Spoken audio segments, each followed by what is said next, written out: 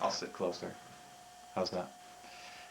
Um, Today is November the 10th, 2005, and this is the first tape of possibly a series of tapes, I don't know, of a personal journal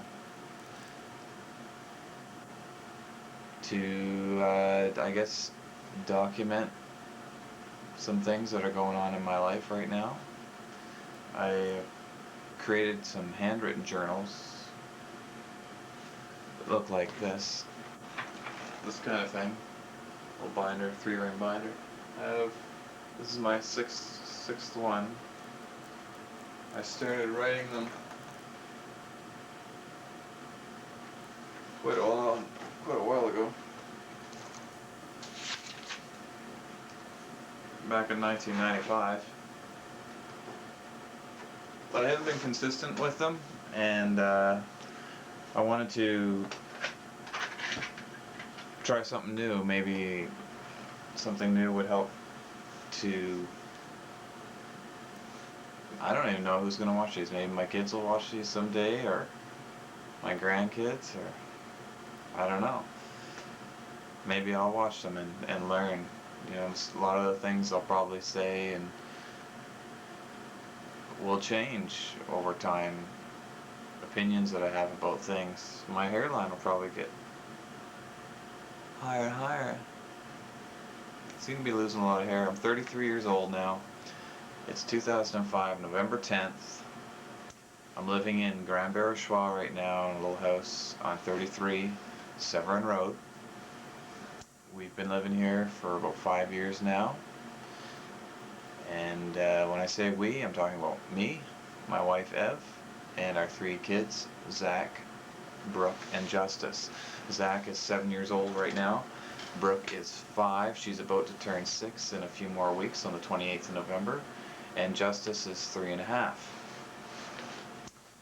So I guess the purpose of my journal is just to highlight some things that are going on in my life right now. I'm not going to obviously tape every day, but maybe 2 or 3 times a year. I don't know. Depends whatever mood I'm in. It'd be kind of neat to at least have it once a year. Kind of have them all linked together. You can watch me grow old. I can watch myself grow old on video.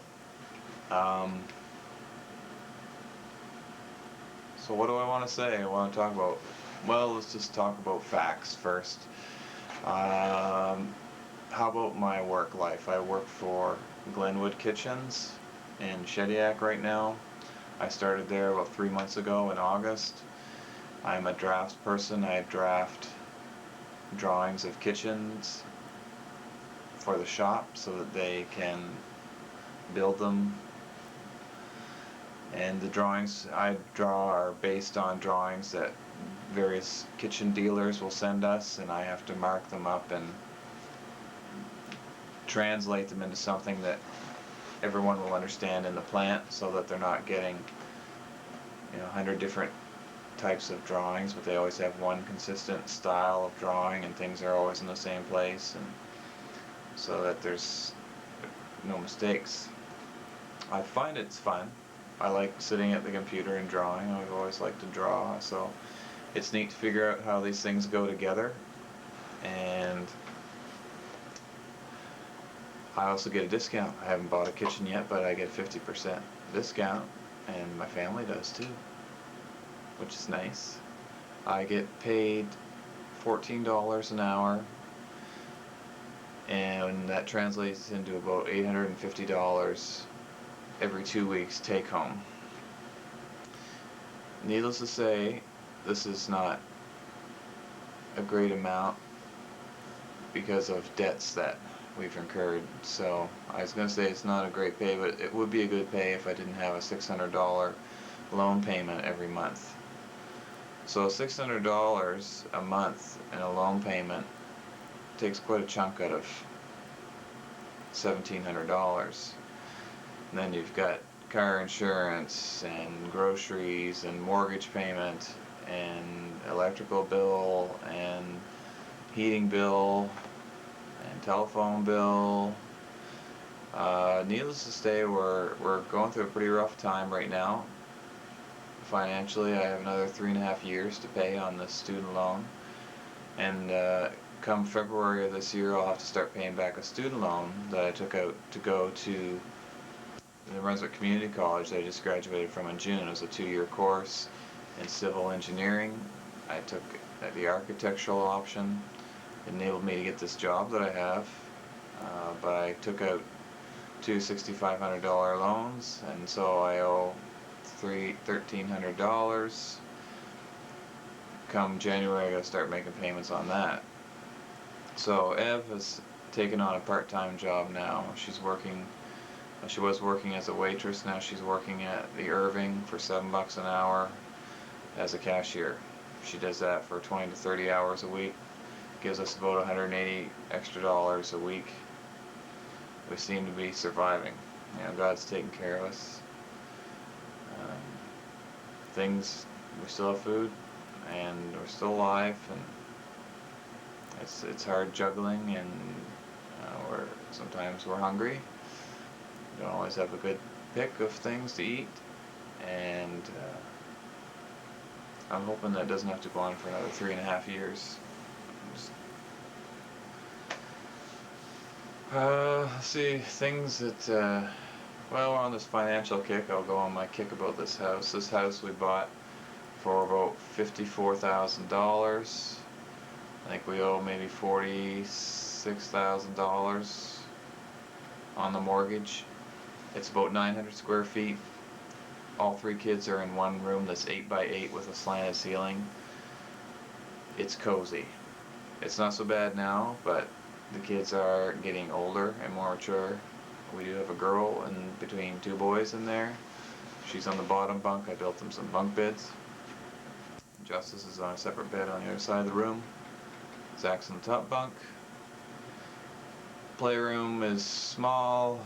Everything's small, and we like to do a lot of different things, so there's always stuff everywhere, which is a drag for me because I like things to be neat and tidy, to really be able to relax and do things. I started taking piano lessons about 2 months ago, and Zach did as well.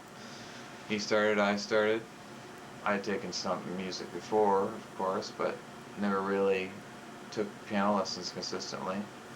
Here and there, sporadically. I took a lot of theory in Bible college, and I took guitar for 7 or 8 months from Jordy Haley when I was 20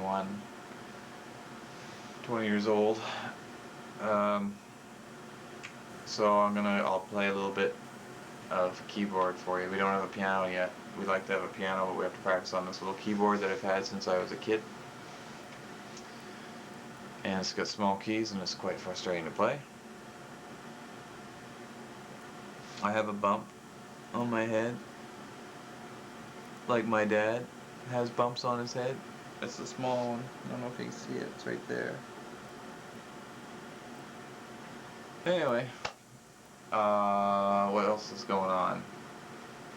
Having van problems. We have 2 vehicles, which is pretty nice, but one of them is the 15-year-old van that my dad gave me that is falling apart basically, and I wasn't even going to put any money into it. I just went to have an inspection done just to see how much was wrong with it, and instead they put 6 hours of work onto the brakes, and I didn't even ask them to do that, and I wasn't going to pay it. But Ev's cousin is the guy that owns the garage, and he made a compromise, and it was going to be a $650 bill, and he said he's going to do it all for $250 because he felt bad about putting all the time into it. So anyway, to try and keep things good with him, we decided to go ahead and put the $250 into it, and now there's another problem with it. I was just going to throw it in the garbage, take it to the dump.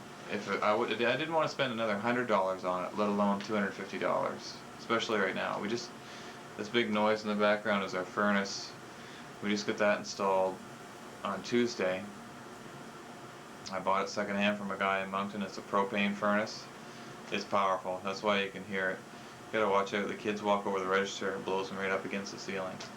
It's like 150,000 BTUs. It could heat a house 3 times the size, no problem. But the price is right, and my mother actually gave us the money to buy the furnace. The old one had kicked the bucket. And just a moment, I think someone's at the door. Nope, nobody there. So this is my video journal. A lot of talking, probably not really interesting to watch for anyone. Maybe I'll get a kick out of it someday. I don't know.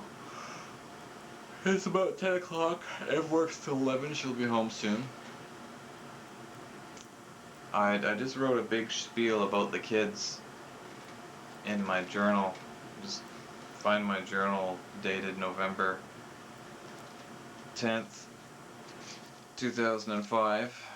And I wrote a bit on Zach and Brooke and Justus, what I think of them, and how they're developing, and some of their strengths and weaknesses that I see. And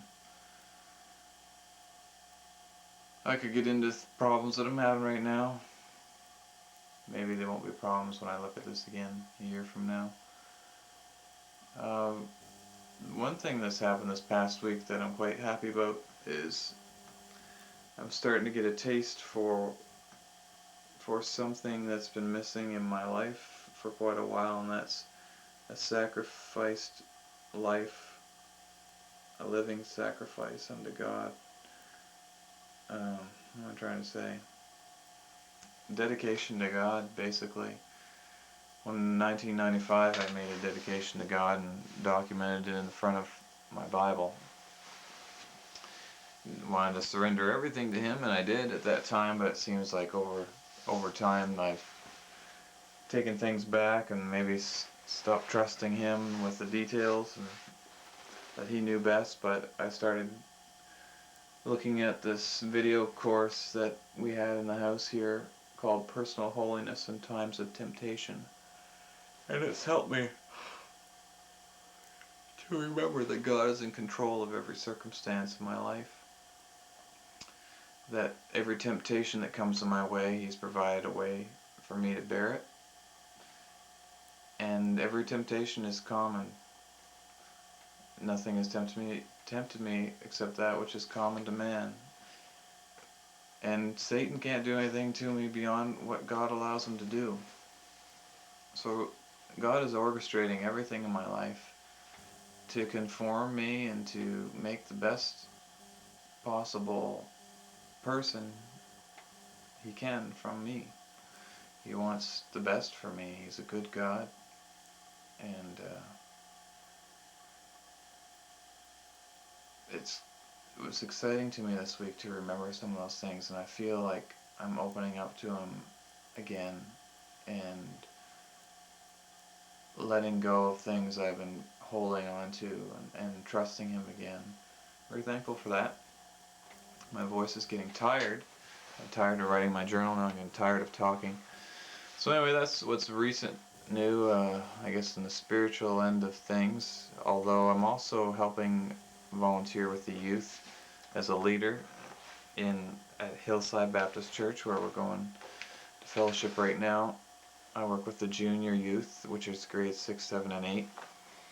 I got to preach 2 weeks ago during the youth service, and I talked about the age of the earth according to the Bible as compared to popular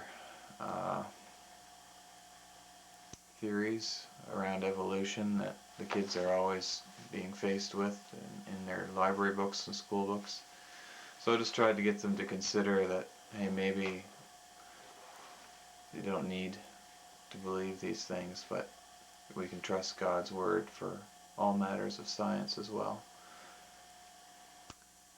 And looking forward to talking with them again and doing some teaching. I think I really like teaching youth. But see, I'm not crazy about leading games, and I like talking with them, and I like teaching.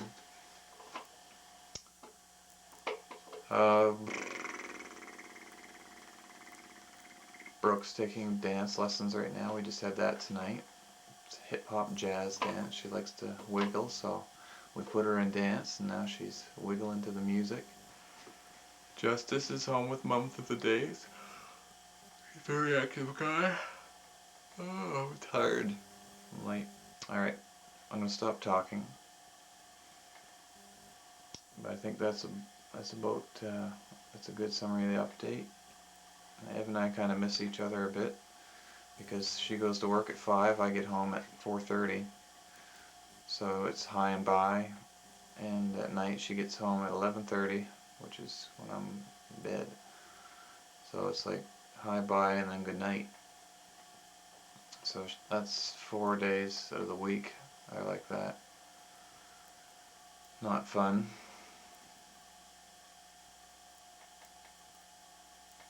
But that's what happens when you get in debt. I took a loan out to do some stuff to the house, to buy the car, and just a lot of a waste of money too, and another 3.5 years to pay on that. At the current rate we're paying, $600 a month. If we could double that up, it'd be great. We'd get done in that, and you'd be done paying that in a year and a half. Oof. That was our goal with Ev going to work, but her going to work hasn't given us $600 extra to put on a loan. It's just helped us pay the basic necessities, and even there we're struggling. So, well, I'll play something on the piano, and I'll look back on it a year from now and think, boy, if I ever improved a lot. That's what I hope. Hopefully I won't quit. It's one thing that's been on my prayer is to not give up. I tend to quit when things get going difficult, and I went to a conference this summer, Leadership Summit, Bill Hybels and Willow Creek Church put on, and we watched a satellite presentation of it in Moncton, and it really helped me to remember to stand and keep on standing until it's done, until this life is over. Here's a list of things I've been praying for every day almost in regards to my family. For Ev, I've been praying that she would have some life goals, personal ones, that she would have a passion for life, that she'd want to be engaged in life more and be more involved in the family. I've also prayed for her to have a passion and vision for mothering, and also for compassion and kindness and gentleness towards the kids, especially Justus. He tends to push her buttons, and they're both very strong-willed people, and it's tough. She's involved with Hillside and the library ministry. I'm praying for that, and I've also been praying that she would have some goals, maybe some direction as far as her mothering and training of the kids, and just kind of really see that as a ministry. And I've also been praying for her in regards to her part-time job, and she's asked me to pray for her to have purity of mind. For me, I've been praying for a love for God with all of my heart, mind, soul, and strength, praying that I'd never give up, that I would cherish Ev, cherish Zach, Brooke, and Justus, that I'd pray without ceasing, that I'd be content with such things as I have, that I'd be available to help with the youth group, that I'd have joy in my job, joy in my life, and joy in my salvation. For Brooke, I've been praying that she would be free from materialism, free from vanity and self-centeredness. She tends to gravitate towards, things that are beautiful and pretty, but at the same time I've seen a lot of strength in her that way. She said about a friend one time that had a special hat, so just because a special hat doesn't mean that I should be your friend. Something along that lines anyway, but she was equating that material things didn't necessarily mean that would make good friendship. I've been also praying for Brooke that she would have a desire for holiness and purity, and I want to have a purity supper for her when she gets older, and give her a purity ring to sort of help commemorate and celebrate that she's been keeping herself for her husband and for God ultimately.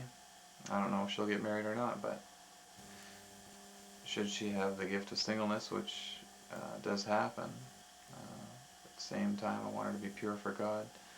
Pray that she would have a desire to please God, that God would raise her up a godly husband, and that she would have a passion for God. For Justus, I've been praying that he would have assurance of love and acceptance, feel valued, a desire to please and love God, that he'd have opportunities to serve and feel useful, that God would raise him up a godly wife, that he would know God's unconditional love and mercy and salvation, that he would have a passion for God, and that he would walk humbly with God. And I should also pray for him to find things to do, because he's a very busy guy. He likes a lot of stimulation, things mentally, physically. He likes to do stuff, and if he doesn't have stuff to do, he starts making stuff to do, or making things exciting. Let's put it that way. And for Zach, I've been praying for him to have a desire to love God. I've been praying for him to have wisdom, that he'd be a soul winner, he would have wisdom in his schoolwork and his relationships with his peers, that God would raise him up a godly wife, that he would have a love for learning and a willingness to hear instruction, and that he would have confidence in his abilities through Christ. So those are some things I'm praying now. So maybe a year from now when I look at this, I'll think, oh, look at those things that God's been answering. So that's that for now. Here's a little sample of some things I've been learning in my piano lessons. I'm taking them from a woman by the name of Sandra Lusby. She lives in Shediac. And 3 songs I'm working on now are the Sonatina, Wheatland by Oscar Peterson, Wheatland, and another one from the Charlie Brown album, Christmas Time Is Here. So I'll give you a little sample of each one. Hopefully in a year's time this Wheatland will be just like smooth as butter. I just started playing it about 2 weeks ago.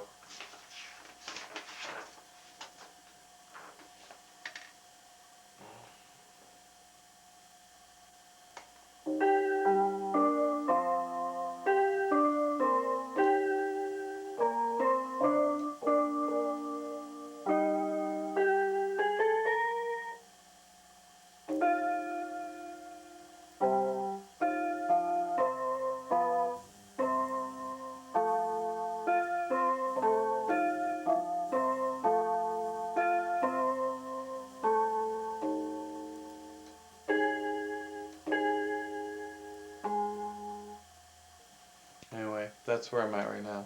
Painful, I know. Sonatina sounds something like this right now.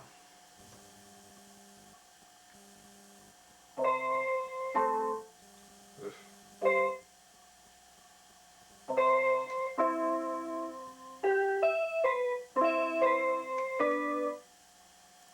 Alright. Anyway, you get the idea? Painful? Here's the little Peanuts one here.